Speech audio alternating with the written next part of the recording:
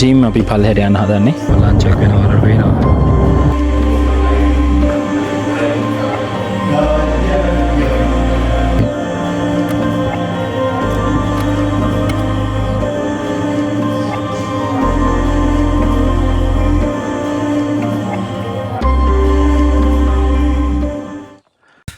Kia ora guys, welcome back to Camp and Hike New Zealand.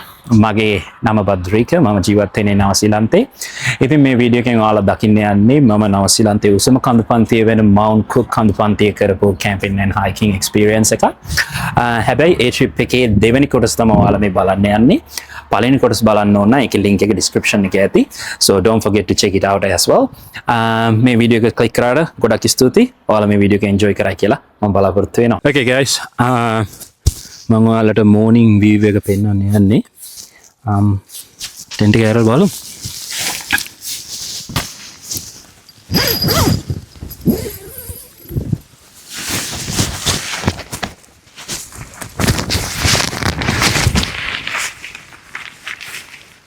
How's the wave?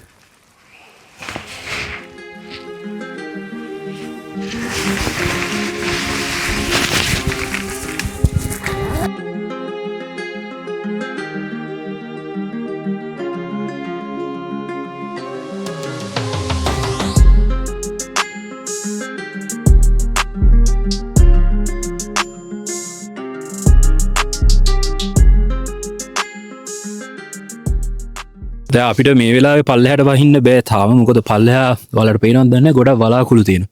ඒකින්ද අපි නැග්ග පාර අපිට පේන්නේ හරියට නැවිගේට් කරගෙන පල්ලෙහාට යන්න. ඒකින්ද ඉතින් අපි මෙහි දවල් 12 වත් වෙනකන් ඉන්නවා. පොඩ්ඩක් අවුව පායලා මේ රූට් එක ක්ලියර් වෙනකන්. මේ කරපු හොඳම හයික් කියන්නේ ශාසියයි. Okay, radio team. අපි බ්‍රෙක්ෆාස්ට් හදාගන්න හට් එකට ආවා. දැන් මේ හට් එක ඇතුලේ ඉන්නේ. හරි ලස්සන තැනක් මේක. 360 view එක තමයි මේ.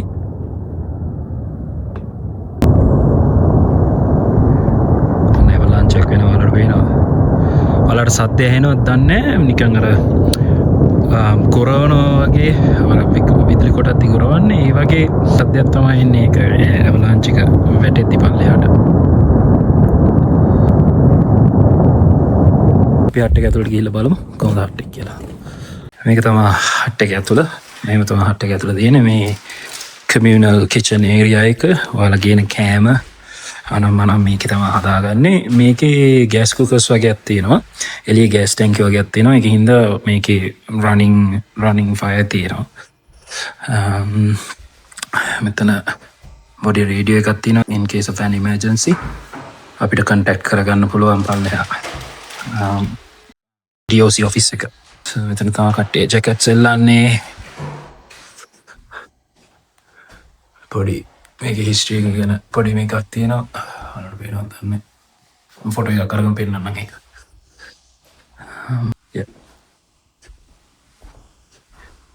මේක තමයි කට්ටිය ඇතුළේ ඉන්නවා. මම ඒකින් දෙයක් නැහැ. මේවා තමයි sleeping quarters. mattresses එහෙම ඔක්කොම provide කරලා තියෙන. sleeping bag එක විතරයි ගේන්න ඕනේ. මේ වගේ එකක ඉන්නවා නම් අපි වගේ මේ තඩි camping gears උස්සන් එන්න ඕනේ නැහැ. හරිම ලේසි. ඇවිල්ලා camp කරන එක. ඉතින් මේ මියුලා හට් එක පළවෙනියට ඕපන් කරලා තියෙන්නේ 1914. එදා ඉඳන් කාලෙන් කාලයට නවීකරණය වෙලා තියෙනවා මේ මියුලා හට් එක. ඒ වගේම මේ ආරාකි මවුන්ට් කුක් කියන කඳු පන්තියේ මේ වගේ හට් කීපයක් තැනින් තැන අපිට හම්බ වෙනවා. ඒ හට්ස් තමයි ඔයාලට මේ ෆොටෝ එකේ බලා ගන්න පුළුවන්. ඒ වගේම මේ නිව්සීලන්ඩ් වලට ආවේනික ගිරව් ජාතියක් ඉන්නවා කියා කියලා. මේ ඇල්පයින් කියන පරිසරය තුර ඒ වගේ කියා කියන ගිරව් ගොඩාක් අපිට දැක ගන්න පුළුවන් වුණා මේ ට්‍රිප් එක අතරතුරදී.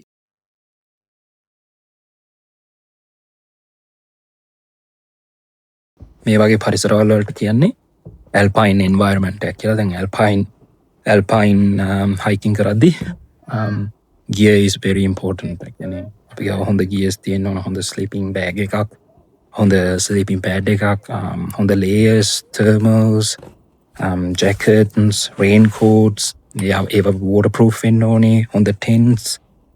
I think ගොඩක් වැදගත්. නැත්තම් ඔයාගේ ට්‍රිප් එක මිසරබල් වෙනවා ගොඩක් අර තෙමිලා වෙටලා සීතලේ ඉන්න ගියාම. දැන් අපි ඇත්තටම ඊයේ නිදාගත්තා කිසිම සීතලක් අපිට දැනුන්නේ නැහැ ටෙන්ට් එක ඇතුළේ.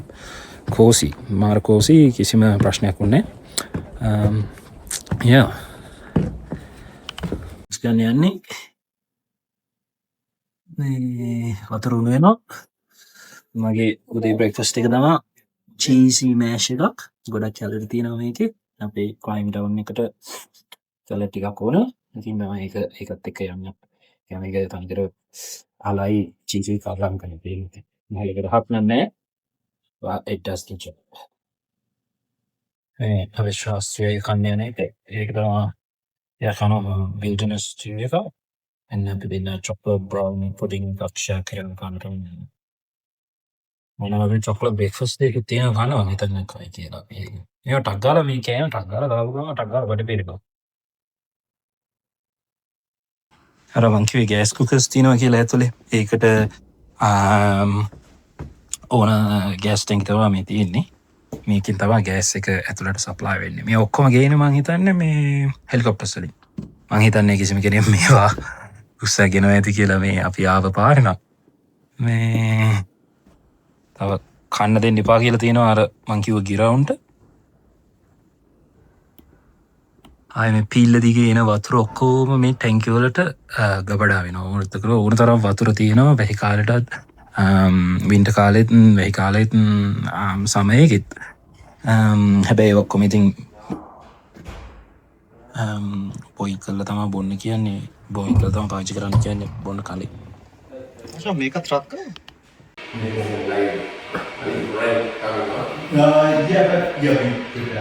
මේ ඔක්කොම මේ ගවර්න්මන්ට් එකෙන් තමයි මේ මැනේජ් කරන්නේ. ඩිපාර්ට්මන්ට් ඔෆ් කන්සර්වේෂන් එන් තමයි මේ ඔක්කොම මේවා මේන්ටේන් කරන්නේ.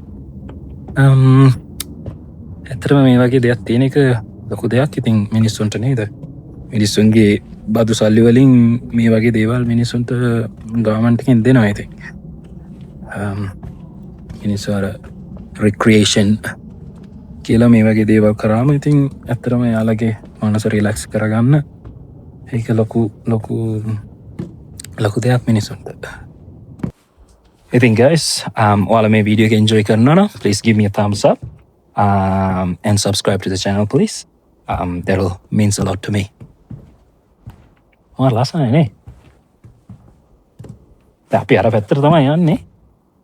පේන්නේ මොකවත් මං හිතනවා ළඟට ගියාම පේන්නේ කියලා. පල්ලෙහාට ක්ලයිම් ඩවුන් එක පටන් ගන්නේ අර තියෙන පොඩි ගල් පෙලියෙන් එහෙම පල්ලෙහාට. ප්‍රශ්නයක් වෙන්නේ නැති වෙයි කියලා හිතනවා. මේ වගේ ට්‍රිප්ස් යද්දී safety is very important. Okay team, අපි පල්ලෙහාට යන්න හදන්නේ. අපි දැන් ready. ආයේ climb down එක පටන් ගන්න. මම ඔයාලට updates දෙන්නම් along the way and stay tuned.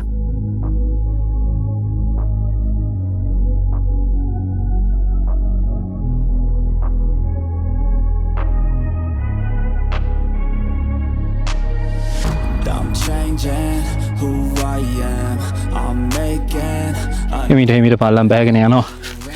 ගොඩක් යන්න තියෙනවා. දැනට කිසි ප්‍රශ්නයක් නැහැ.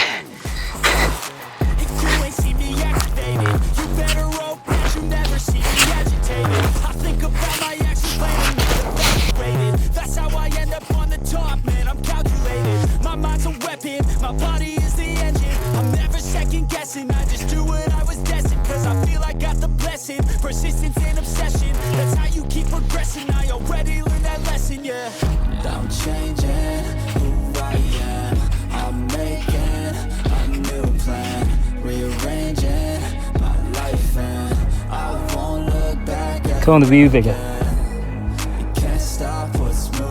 හිමීට පින්නක් යනවා. මට අපිට හොඳටම රස්නේ දැන් හිමී ඇවිල්ලා දාඩිය දාලා මම කොහොම ජැකට් එක ගලවලා දැම්මා. රස්නේ වැඩේ හින්දා. මොනවාට ආයෙ දාගන්න මේ පොළොකත් එක්ක ආයෙ සීතල එන හින්දා. දැනට තේරෙන්නේ නැහැ ඇඟ බෝම් අප් වෙලා තියෙන හින්දා.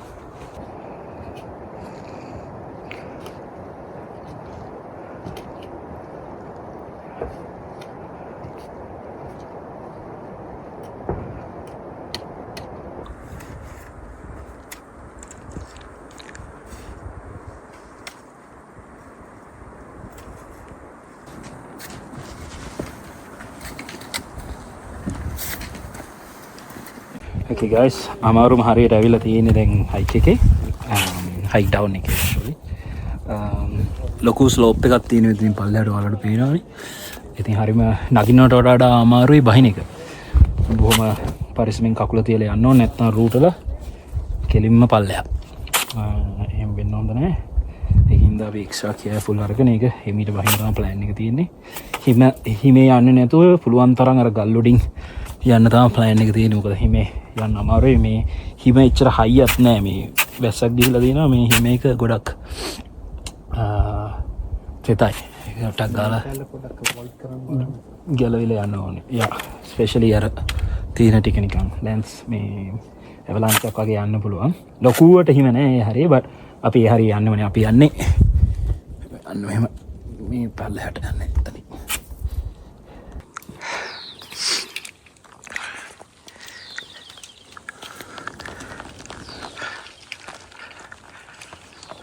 අමාරු කෑල්ලේ භාගයක් ඇවිල්ලා තියෙන්නේ.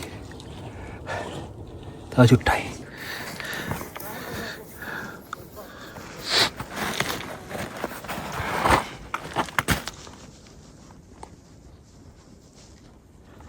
එච්චරක් ආවා. තව කාලක් ආයේ තමයි තියෙන්නේ.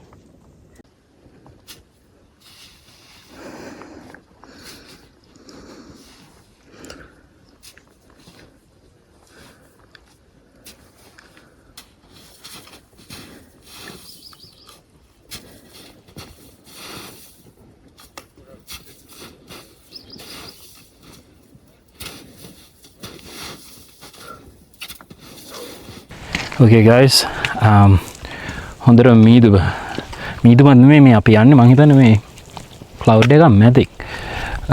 වටේට මීදුම වලට පේනවා ඇති.